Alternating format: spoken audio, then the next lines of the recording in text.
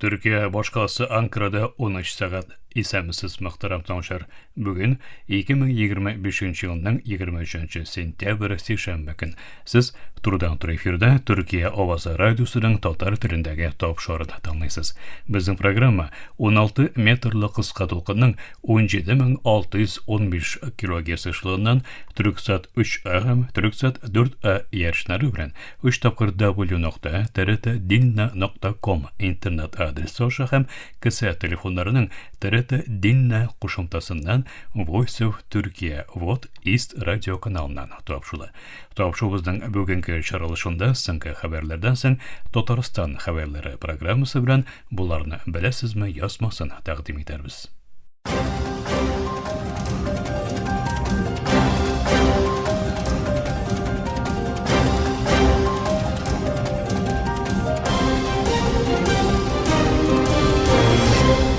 Türkiye Ovası dolkunlarında sıngi haberler. Türkiye ilbaşı Recep Tayyip Erdoğan, Filistin devletin tonu kararını kabul etken illerine maqtadı hem bu adımlarını iki devletli şişiriliş için mühim buruluş noktaları edip beyledi. Ol 22 sentyabrda New York'ta ötken BMO Filistin konferensiyasında çıkış yapıp bu kararlarının iki devletli şişirilişini amelge aşırıuna tezlete şegine ümit bildirdi.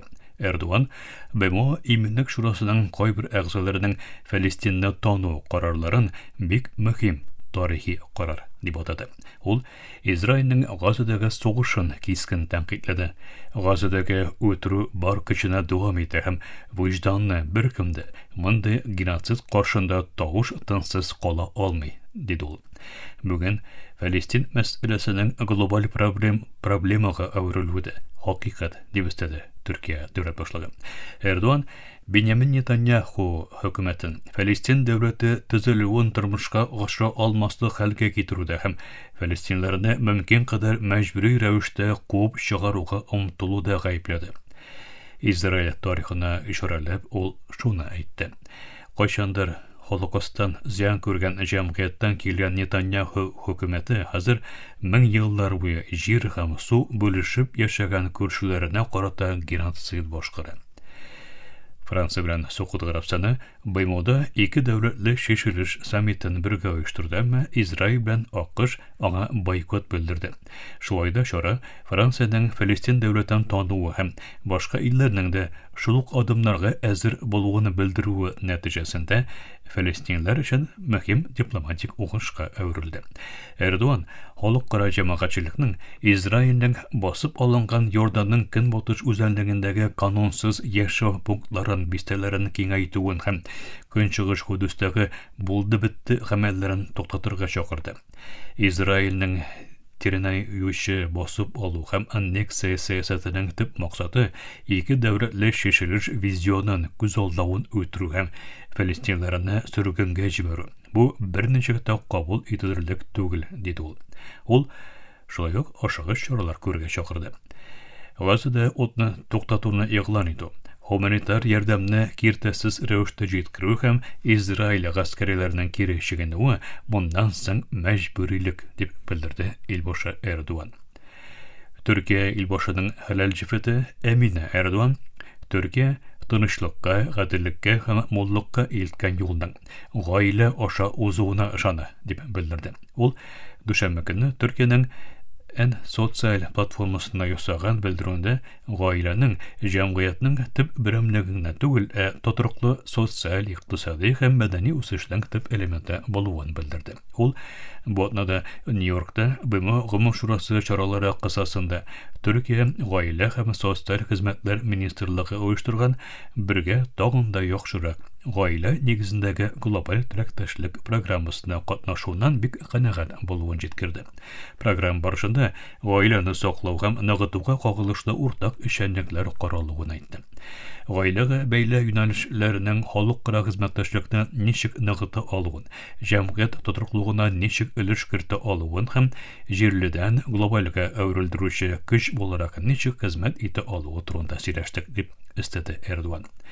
Эмine Эрдуан кризислар, бәрелешләр һәм фәлакәтләр күләгәсендә безнең өчен юл күрсәтүче хакыйкатьнең, терәктәшлекнең гаиләдән башлануын белдерде. Гаиләне никадәр саклый, ныгыта алсак, шул кадәр гадел, шул кадәр тыныч һәм шул кадәр имин, бәхетле дөнья булдыра алабыз, дип өстәде Эрдуан.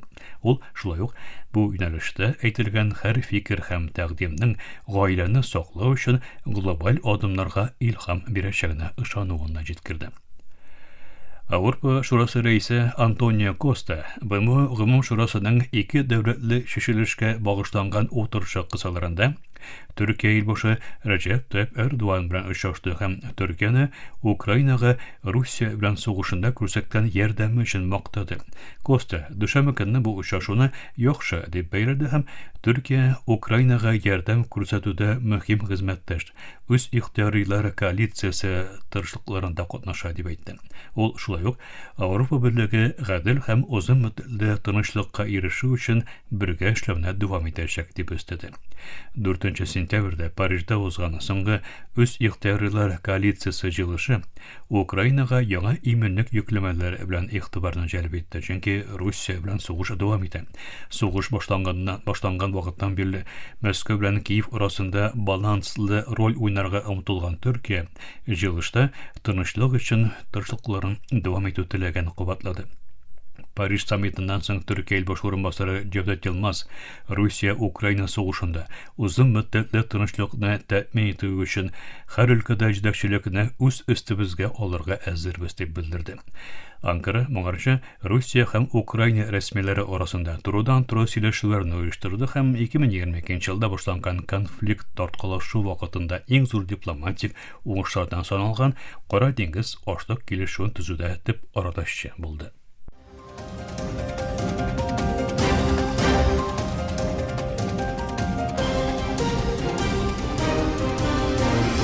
Төркия авазы долкыннарында соңгы хәбәрләр тыңлыйсыз. Израиль Газада ким дигәндә 35 фәлестинлене үтергән. Вакыйга шаһитлары һәм сәламәтлек саклык хезмәткәрләре җиткергән мәгълүматка күрә Израиль Газа сызыгы күләмендә оештырган һөҗүмнәрдә ким дигәндә 35 фәлестинлене үтереп, Газа шәһәреннән яңа сөргүннәрнең була алуы белән янаган. Үлемнәр Газа шәһәрендә, Газаның үзәк һәм көньяк төбәкләрендә теркәлде. Япония Израильнең Фәлестин өчен 2 дәүләтле шешелешкә киртә салучы адымнар ясаган чакта яңа чаралар күреләчәге һәм җавап кайтарылачагы мәсьәләсендә кисәтте. Япония Фәлестин халкының үз бәйсез дәүләтен төзү теләген тулысынча яклый дип белдерде Япония тышкы эшләр министры Такеши Ивая Нью-Йоркта узган Фәлестин темалары БМО конференциясында. Әгәр Израиль 2 дәүләтле шешелешне тормышка ашыру юлына киртә салучы адымнар ясаса, Япония яңа чаралар күрәчәк һәм җавап кайтарачак дип өстәде ул. Министр Токионың 2 дәүләтле шешелешне узын еллар яклап килүен ассызыклады һәм минем илдә Фәлестин дәүләтен тану мәсьәләсе кайчан дигән сорауга бәйле әгәр түгел дип әйтте. Япония әлегә Фәлестинне рәсми рәвештә танырга чакыруларга каршы турса да, Австралия, Канада, Бөекбритан, Франция, Бельгия һәм башка илләр сәгатьләрдә моны башкарды, моны эшләде. Газада гуманитар кризисның кискен начараюы, Йорданның басып алынган көнбатыш үзәнлегенә канунсыз килеп урнашу эшчәнлекләренең киңәюе һәм аннексия юнәлешендәге адымнар тулысынча кабул ителмәслек дип белдерде Ивая. Япония бу гамәлләрне кискен гаепли һәм Израильне моның кебек бер яклы чараларны шундук туктатырга чакыра. Ул вазгыятның 2 дәүләтле шешелешнең нигезен куркыныч астына куйган җитди һәм бурычлы ноктага җитүе турында кисәтте. Йорданның басып алынган көнбатыш үзәнлегендә төзекләндерү эшләрендә Япониянең күзгә күренә торган өлеш кертүе турында әйтеп, Ивая Токионың тагын җитдирәк рәвештә тулы күләмле фикер алышларын дәвам итәчәген белдерде һәм Фәлестиннең тотрыклы рәвештә Израиль белән тынычлыкта янәшә яшәргә тиешлеген ассызыклады. Трамп БМОда берлектәшләренең Фәлестинне тану карарларын тәнкыйтьләячәк икән. Ак йорттан салган белдерүгә күрә, АКШ илбашы Дональд Трамп Берләшкән Милләтләр Оешмасына ясачак чыгышында глобаль оешмаларына тәмәк итеп алачак һәм Көнбатыш берлектәшләренең Фәлестин дәүләтен тану карарларын кискен рәвештә тәнкыйтьләячәк. Трамп моңа кадәр Англия, Канада, Австралия һәм Франциянең Фәлестин дәүләтен тану адымнарына каршы чыккан иде. Ак йортның матбугат сучысы Кэролайн Левит илбашы бу карар белән килешмәвен ачыктан-ачык белдерде дип әйтеп, Трампның узган атнада Англия баш министры Кейр Стармер белән үткәргән сөйләшү вакытында бу тотышын җәмәгатьчелеккә дә җиткерүен искәртеп узды. Фәлестин илбашы Мәхмүд Аббас Израильнең Газадагы геноциды туктатылганнан соң 1 ел эчендә илбашы һәм парламент сайлауларының үткәреләчәген әйтте. Фәлестин халкының плюралист курылыш структура һәм хакимиятнең тыныч юл белән тапшырылуы нигезендә дәүләт таләп итүенә басым ясаучы Аббас әлегә Фәлестинне танымаган илләрне шушы юнәлештә адым ясарга чакырды. Украина һәм Көнбатыш берлектәшләре БМОда Русияның провокацияләрен гаепләде. Украина тышкы эшләр министры Андрей Сибиха БМО иминлек шурасын Русияның провокацияләренә каршы тагын да кискен чаралар күрергә чакырды һәм Мәскәүнең урман канунын кертү урынында БМО шартнамасын үтәү зарурлыгын белдерде. АКШның яңа билгеләнгән вәкиле Майк Уотста Мәскәүнең гамәлләрен гаепләп, Русия киеренкелекне киметү урында 19 сентябрьдә 3 кораллы хәрби учкыч белән Эстония һава киңлегенә 10 диңгез биленә кадәр узып, Эстония парламентының 15 миль якынына хәтле учып, НАТО һава киңлеген кабат бузды дип әйтте. Дания тышкы эшләр министры Ларс Локе Расмуссен Русия хәрәкәтенең бары тик безнең тәвәккәллегебезне ныгытуын һәм нинди генә янаулар булмасын, Украинага карата узын мөддәтле, узын вакытлы ярдәм яклавыбызны тагын да арттыруын белдерде. Расмуссен Мәскәүне кире адым ясарга чакырды һәм Европа куркынычсызлык мигмарисының җимерелүенә мөмкинлек бирмәячәкбез дип кисәтте.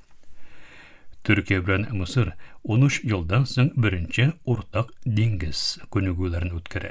Төркия һәм Мисыр 13 елдан соң тәүге уртак диңгез күнегүләрен башлатты. Бу тарихият ике региональ көч арасындагы ике яклы мөнәсәбәтләрдә бурылыш ноктасы буларак бәйләнә.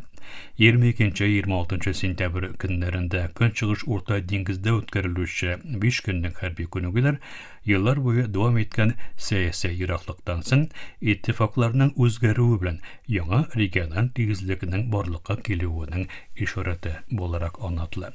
Гарәпчә Дуслык диңгезе мәгънәсенә туры килгән Бахр эль-Садака исемле хәрби күнегүләрнең рәсми исеме Төркия, Мисыр, Дуслык диңгезе, диңгез хәрәкәтләре махсус хәрби күнегүләре дип билгеләнде. Мөхтәрәм тыңлаучысыз, Төркия авазы документарында соңгы хәбәрләр тыңладыгыз.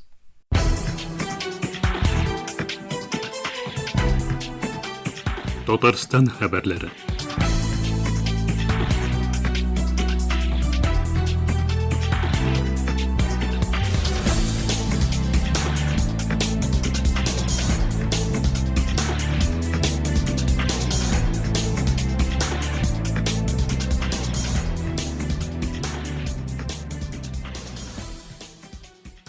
Он 9 сентябрьдә Казанның Салих Сәйдәшев исемендәге зур концерт залында Рөстәм Миңнехановның Татарстан рәисе вазифасына керешү тантанасы узды.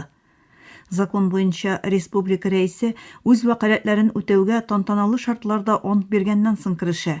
Татарстанның Дәүләт Советы рәисе Фәрит Мөхәммәтшин сәхнәгә Рөстәм Миңнехановны чакырды. Рөстәм Миңнеханов Конституциягә кулын куеп ант итте. Татарстан Республикасының күп милләтле халкына тугрылыклы хезмәт итәргә, гражданнарның хокукларын һәм ирекләрен тәэмин итәргә, Россия Федерациясе Конституциясын, Татарстан Конституциясын, Федераль һәм Татарстан Республикасы законнарын үтәргә, Татарстан рәисенең миңа йөкләнгән югары вазифаларын намус белән башкарырга тантаналы төстә ант итәм. Залда бу минутларда Россия Федерациясе һәм Татарстан Республикасы дәүләт гимннары яңгырады. Тантанада катнашучылар Рөстәм Миңнехановны тәбрикләп алкышладылар. Исегезгә төшерәбез, Татарстан рәисен сайлау бердәм тавыш бирү көнендә 14 сентябрьдә узды. Анда Рөстәм Миңнеханов җиңеп чыкты. Сайлаучыларның 88,9% аның өчен тавыш бирде. Qozan meri etib яңадан Илсур Метшин сайланды. Ул әлеге вазифаны 2006 елдан бирле башкара.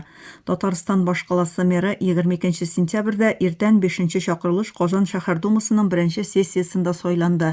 Беренче тапкыр кандидатларны комиссия алдан сайлап алды. Ә соңгы исемлекне Татарстан рәисе Рөстәм Миңнеханов раслады. Илсур Метшин өчен 41 депутат тавыш биргән. Калган дәгъвачылар Александр Комиссаров 4 тавыш, Роза Ганетдинова 1 тавыш җыйган.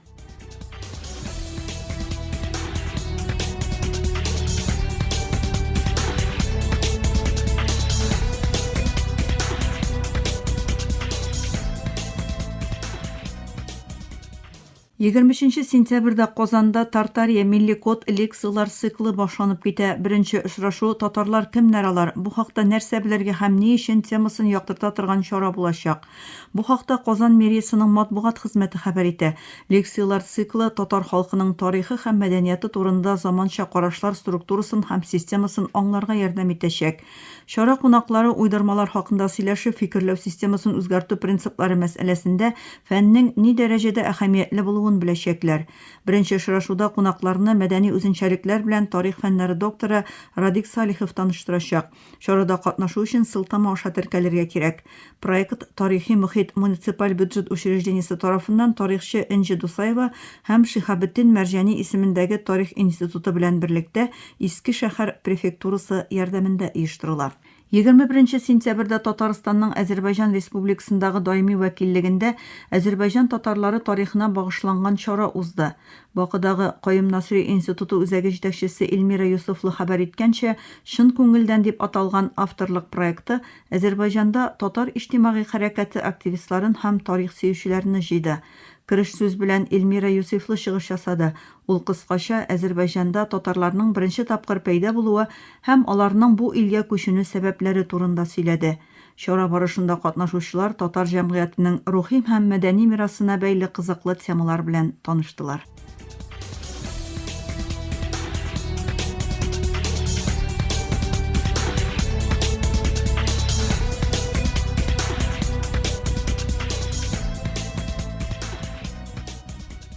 Габдулла Тукайның тууына 140 ел тулу уңайыннан уздырылачак Тукай йылдызлыгы бәйгесендә катнашу өчен әсәрләр 2026 елның 21 февраленә кадәр кабул ителә. Җиңүчеләрне игълан итү һәм бүләкләү тантанасы 2026 елның апрелендә уздырылачак. Бәйгене Татарстан Республикасы Язучылар берлеге һәм Татарстан Республикасы рәисе каршындагы татар телен һәм Татарстан Республикасында яшәүче халыклар вәкилләренең туган телләрен саклау, үстерү мәсьәләләре комиссиясе ярдәме белән каләм ияләре, галимнәр, укытучылар һәм тәрбиячеләр арасында үткәрә. Әлеге конкурсның максаты татар телен саклау һәм үстерү, татар әдәбиятын яңа әсәрләр белән баету, татар язучыларын иҗат итәргә кызыксындыру, татар телендә әдәби әсәрләр иҗат итүче яңа авторларны барлау, Габдулла Тукай һәм аның чордашлары исемен мәңгеләштерү, мәктәп укытучылары, балалар бакчалары тәрбиячеләре арасында шагыйрь иҗатына, шәхесенә игътибарны арттыру. Конкурска татар телендә язылган 1000-га кадәр гаммәви мәгълүмат чараларында төрле җыентыкларда басылмаган әсәрләр һәм дәрес планнары кабул ителә. Конкурста катнашучыларның исемнәре жюри әгъзаларына белдерелмәячәк. Җиңүчеләрнең әсәрләре Казан утлары әдәби нәфис һәм иҗтимагый сәяси журналында һәм башка басмаларда дөнья күрәчәк. Тапшыруда Татарстан рәисенең матбугат хезмәте һәм Татар-информ хәбәр агентлыгы язмалары кулланылды.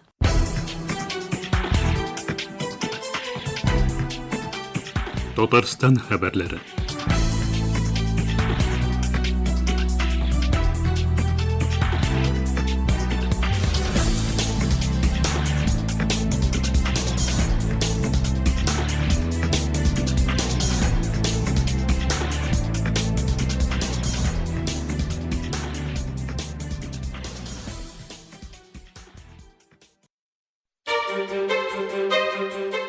Burası Türkiye'nin Sesi Radyosu.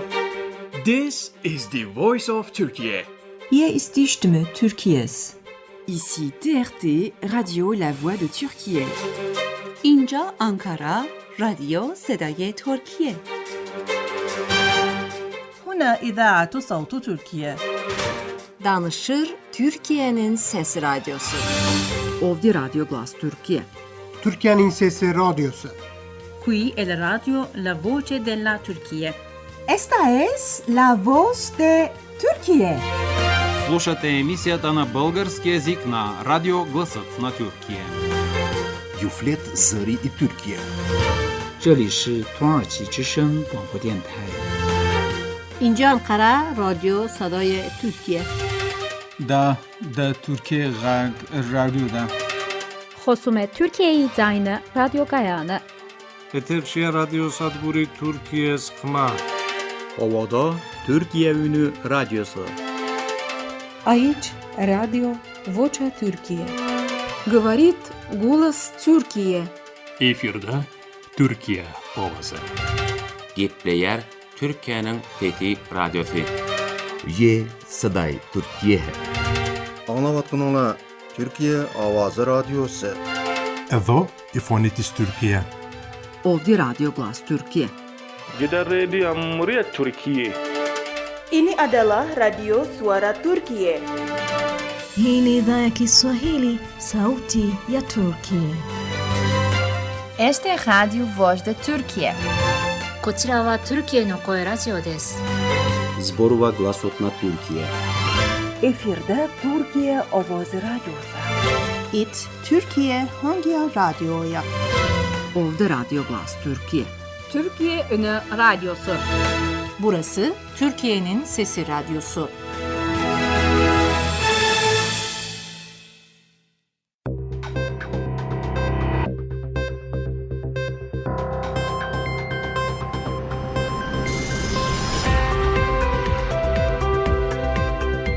Bularını bilesizmi?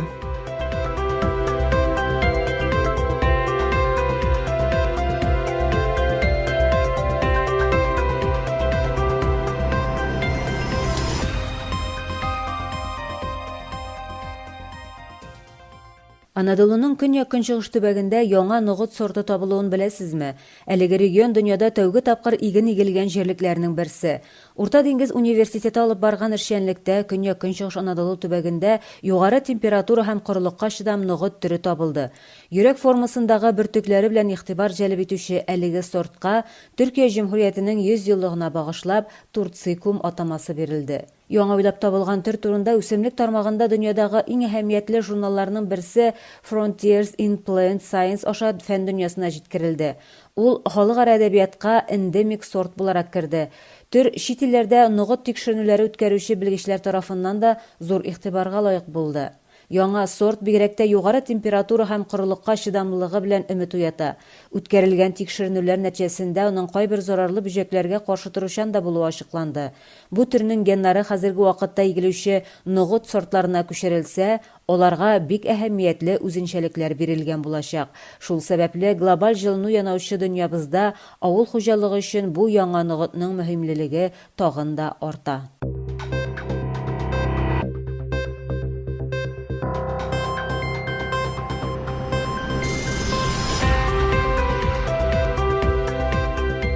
Bularını bilesizmi?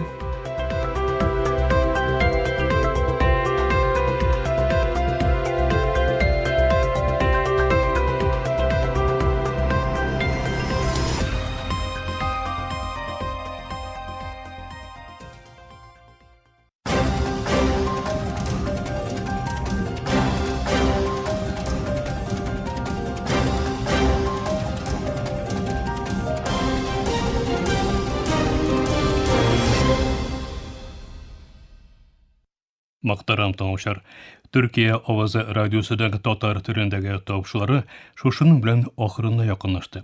Безнең программа һәр көн Түркия һәм Казан вакыты белән көндезге сәгать 1дә 16 метрлы кыска толкынның 17615 кГц эшлегеннән Түрксат 3А һәм Түрксат 4А ярышны белән 3 тапкыр w.trt.dinna.com интернет адресы аша һәм кесе телефоннарының TRT Dinna тыңны кушымтасыннан Voice of Turkey Вот East радио каналынан тапшыла. Ярты сәгатьлек тапшырыбызның кабатлавын Түркия һәм Казан вакыты белән сәгать кичке 8нче артыда 42 дәрәҗә көнчыгыш юнәлешендәге Түрксат 3А һәм Түрксат 4А ярышлары белән www.trtdinna.com интернет сәхифәсе аша Вот Вес радио каналынан тыңлый аласыз. Әлегә без сезнең белән саубуллашабыз, эфирдә киләсе очрашуга кадәр.